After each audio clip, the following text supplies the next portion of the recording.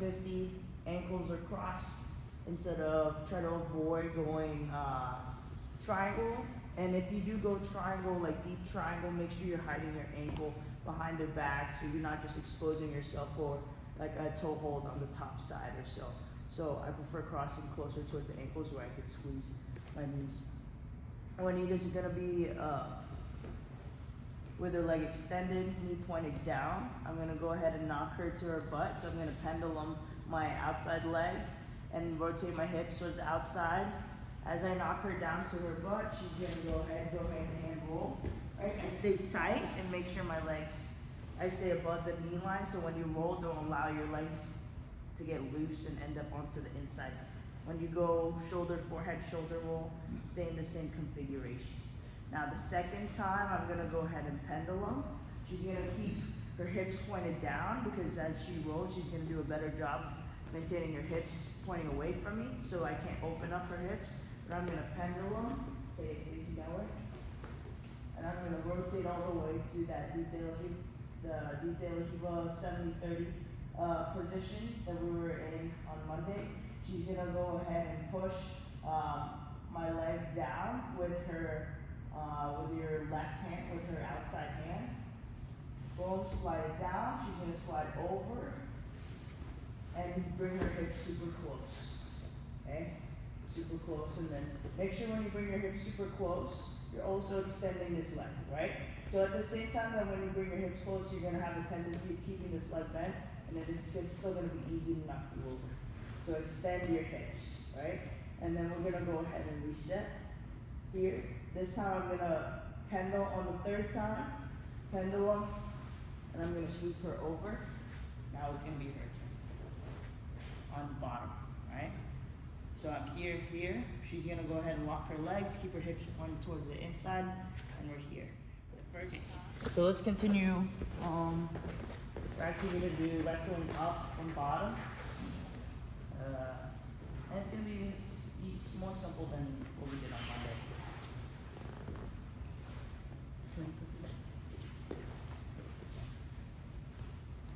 So we're here, we're gonna go ahead and pendulum towards the outside. Pendulum, go ahead and stay up. Pendulum towards the outside, rotate my hips all the way here to this position, right? So now it's a battle of who frees their knees, right? I'm creating this distance between my hips and her hips so I can work to start freeing my knee. And this is the battle, right? So instead of bringing my knee outside and doing what we did on Monday to go to the baby bolo here, we're going to do something more simple, less tense. I always think wrestling up from bottom is one of the more efficient sweeps just because it's less movement and you just, most of the time, it's just driving forward, okay? So once I get to this position, because the leg's already light, that's what the key is to wrestling up from bottom. Whichever leg you want to attack or pick up, you need to make that leg light. And in this case, her left leg is heavy, her right leg is light, right? So now what I'm going to do is do a chest escape. As a chest escape, I post my elbow, my left elbow, and I build up. I start bringing my posture up. Traditional wrestling scrambles is whoever's hips are higher or head is higher wins the battle, right? So I'm trying to increase my posture here so that I'm going to win that hip or head height battle here. I'm going to go ahead and pull this left leg out from the far hip, and I'm going to do a technical stand up towards my knee. So now we're in the same position, right? So now it's whoever frees their knee first. It becomes a 50-50 battle. If she does the same thing as I, then she could do the same thing back, right? So what I'm going to try to do from here is point my knee towards the inside, slide my leg out. Now I'm going to rotate and face, okay? One of the easiest finishes that I like to do when the leg is already shelved on my hip or up on my hip is start climbing, okay? I'm going to go backhand first, so my left hand goes above the knee. I'm going to come up to my tripod position. So right now I'm down on one knee. I'm going to come up to my tripod position. I'm increasing my posture. Now my front hand, or my right hand in this case, is going to go above my left hand. So I'm getting closer and closer to her hip. And I'm going to hook elbow deep. Now my left hand's gonna trade off and chase to the far hip. And as I do that, my head stays towards the inside here, and I drive forward. I don't just go around, but I drive forward and I keep running my to crack her down to her side. And I'll end up almost in a leg drag position where I have back exposure, right? So wrestling up from bottom with like a single leg finish. Let's turn this way.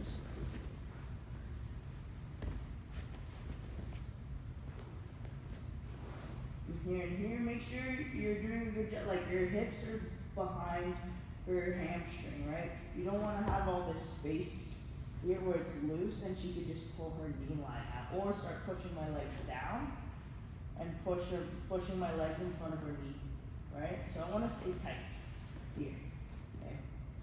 Pendulum the hips, rotate all the way to the other side, make sure that leg comes off the ground, okay? So if you stop here, a lot of the common mistake is that you guys just try to come here and just like try to shoot your leg through, but look how flat my hips are, and it didn't change anything with our hips. This leg is still heavy, right? I need to make this leg light so that I can transition. Rotate all the way, right? It's my hips rotating that's allowing me to go to here, and this leg is light. I'm gonna go do a chest escape, elbow post, start coming up to my elbow. Now I'm gonna do a technical stand, so I take my left leg out, technical stand, and I post up to my hand. I'm always building my posture here.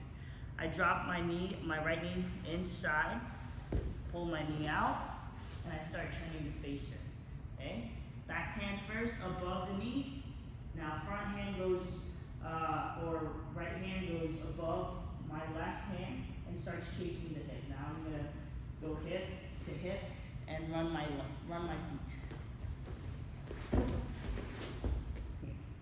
Okay. You don't want to just circle around and not have any pressure on her. I'm circling, but I'm pushing my weight, my shoulder towards her hip. Okay, so you're not just going in a big circle.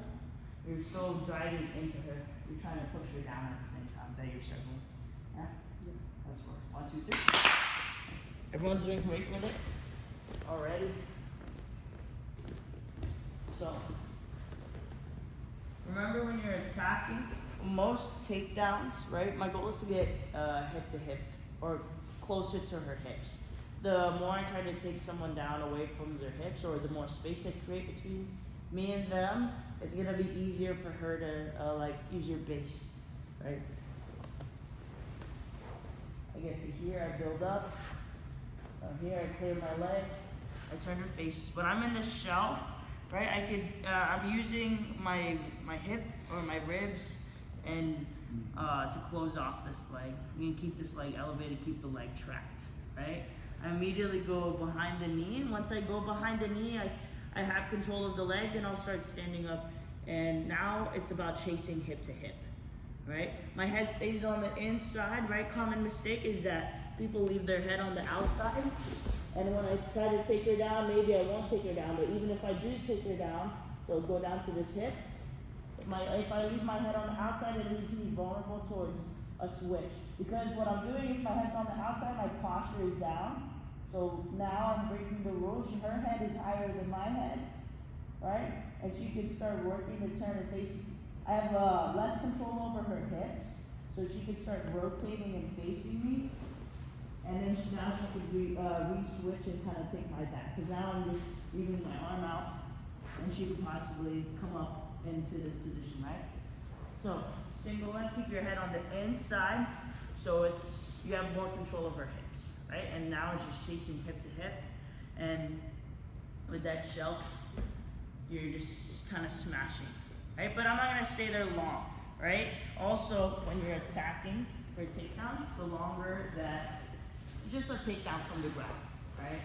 So the longer that once I have the leg up in the air, the longer I allow them to stay with their leg up in the air, the more time they have to figure out the position, the more they can gather their base, and you lose that momentum that you create, right?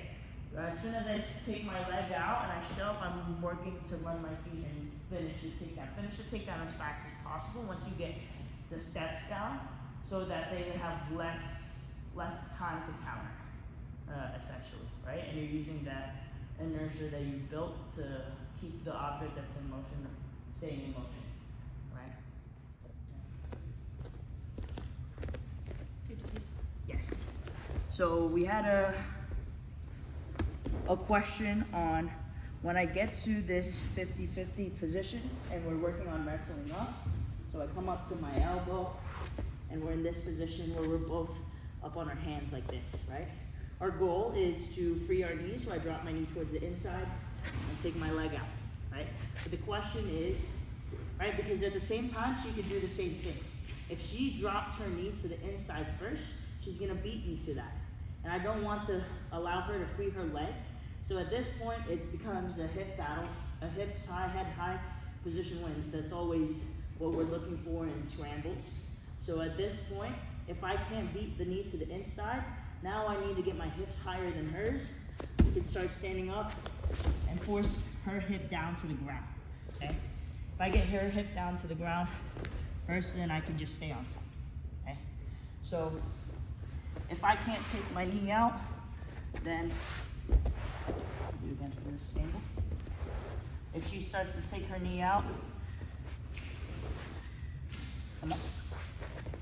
Right? If she starts to drop her knee below my knee line first, so I can't do it first, now I need to work on driving her forward just so I don't lose a position and I can still score my 2 or my sweep points. Okay? And then take away the space, and now we're working on passing 50.